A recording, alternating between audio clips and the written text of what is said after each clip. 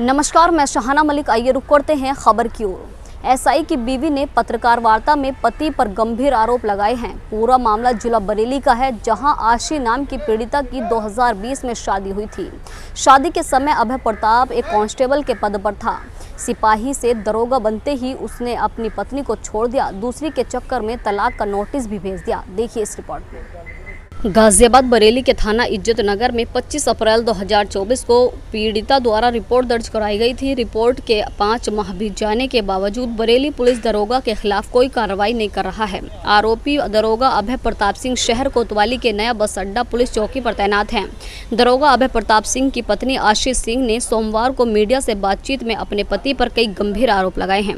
आशीष सिंह अपनी 3 वर्ष की बेटी व वृद्ध मां के साथ बरेली से गाजियाबाद पहुंची थी। आशीष सिंह ने पत्रकारों को बताया कि पहले उनके पति अभय प्रताप सिंह पुलिस में सिपाही थे। तब तक उनका व्यवहार बहुत अच्छा था, लेकिन प्रमोशन पाने के बाद दरोगा बनने पर अभय प्रताप सिंह का न केवल व्यवहार बदला बल्कि चरित्र भी बदल गया। दरोगा बनने पर उनका उत्पीड़न करने लगे। आशीष सिंह का आरोप है कि दरोगा बनने के बाद वे एक युवती के संपर्क में और उसके चक्कर में पड़ गए, उनका उत्पीड़न करने लगे और जबरन तलाक के कागजों पर हस्ताक्षर करने के लिए उन्हें मारा पीटा गया। पति अभय प्रताप सिंह का लगातार मानसिक उत्पीड़न व मारपीट करने से परेशान हो गई।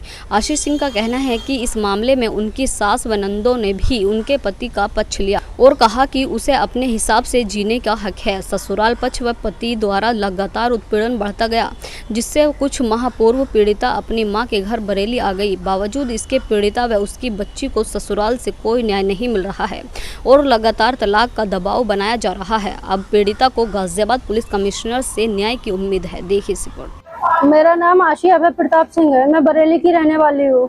आज आपने बेटा प्रेस कॉन्फ्रेंस रखी है यहाँ, क्या है पूरा प्रकरण बताइए, क्या है पूरा? मैंने इसलिए प्रेस कॉन्फ्रेंस रखी है क्योंकि मुझे इंसाफ चाहिए।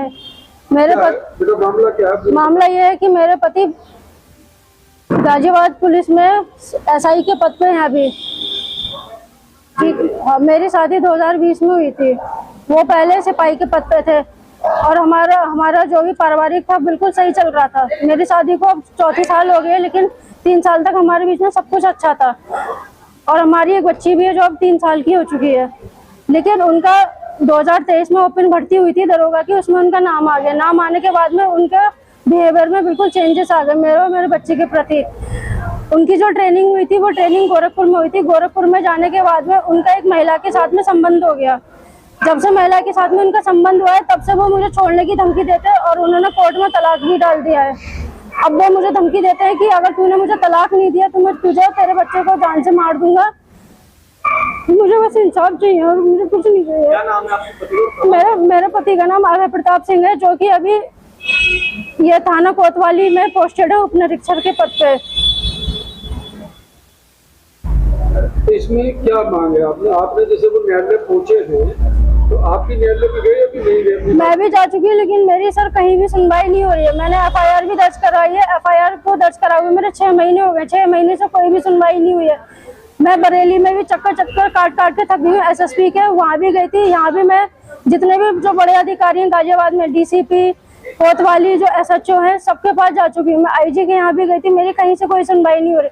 वो लोग उल्टा मुझसे कहते हैं कि हमारा विभाग का मामला है, हम कुछ नहीं कर सकते इसमें आपका। जैसे आप इस समय आपका निवास आप गाजियाबाद में रह रहे हैं? मैं अपने मैके में रह रही हूँ, अपने पति अपनी मदर के साथ में। मैका आपका गाजियाबाद में? नहीं, मेरा बरेली में है मैका। पिछले 1 साल से मैं मैके में ही हूँ अपने बच्चे के साथ में। नहीं, मेरे ससुराल फरीदपुर बरेली में है। मेरे पति की पोस्टिंग है यहाँ गाजियाबाद में। जैसे आपने देखा होगा गाजियाबाद आप आए हैं, आज मीडिया के सामने प्रेस कॉन्फ्रेंस आपने की है, तो गाजियाबाद में 2 मंत्री भी रहते हैं। अगर पुलिस आपका सहयोग नहीं कर पा रही है तो 2 मंत्री नरेंद्र कश्यप भी यहाँ मौजूद है और सुनील शर्मा भी कैबिनेट मंत्री मौजूद, तो आप उनके पास गए इस मामले? नहीं सर, मैं किसी विधायक या मंत्री के पास अभी नहीं गई, क्योंकि मुझे उम्मीद थी कि शायद पुलिस का विभाग है तो पुलिस वाले मेरी सुन लेंगे, लेकिन मेरी कोई सुनवाई नहीं हो रही है।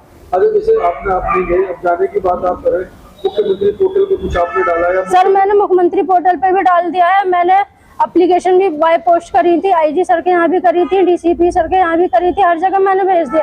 महिला आयोग में भी मैंने भेजी थी सर, लेकिन कहीं से कोई रिस्पॉन्स नहीं मिला मुझे सर। अब इसमें आगे क्या आप चाह रहे हैं? मतलब सर मुझे आगे ये चाहिए, मुझे बस इंसाफ चाहिए। मुझे और मेरे बच्चे जो भी ऐसे दर्द की ठोकरें खा रहे हैं, मुझे मेरे पति के साथ में रहना है, मुझे बस इंसाफ चाहिए। 1 साल से मेरे पति ने कोई सुनवाई नहीं करी। बच्चा जिंदा है या मर गया, कुछ नहीं, ना तो खर्चा दे रहे हैं ना कुछ कर रहे हैं। नहीं, जैसे आपने बताया कि सेक्शन 9 का मुकदमा आपने डाला हो, खर्चे के लिए डालते हैं, ऐसा कुछ आपने डाला? हाँ सर, मैंने डाला है, लेकिन वहाँ कोर्ट से भी मुझे कोई भी अभी सुनवाई, बस तारीख पर तारीख दे देते हैं। वहाँ के जितने भी जज है उसमें भी, और उन्होंने क्या करा है, मेरे हस्बैंड ने वहाँ भी पैसा खिलाया। जहाँ भी मैं कार्रवाई कर रही हूँ हर जगह वो पैसा खिला रहे हैं, हर जगह। जैसे मुख्यमंत्री दरबार लगता है लखनऊ में, आपका कोई ऐसा प्रोग्राम बना या आप गए, आपका जाना? नहीं सर, अभी मैं नहीं गई हूँ मुख्यमंत्री के, सर मैं अभी नहीं गई। अगर कहीं से इंसाफ नहीं मिलेगा तो फिर प्रदेश के... हाँ सर, मेरा जो लास्ट ऑप्शन है वही है, फिर मैं योगी जी के पास जाऊँगी, क्योंकि भाजपा की सरकार में बहुत मिसाल दी जाती है ना, बेटी बचाओ बेटी पढ़ाओ।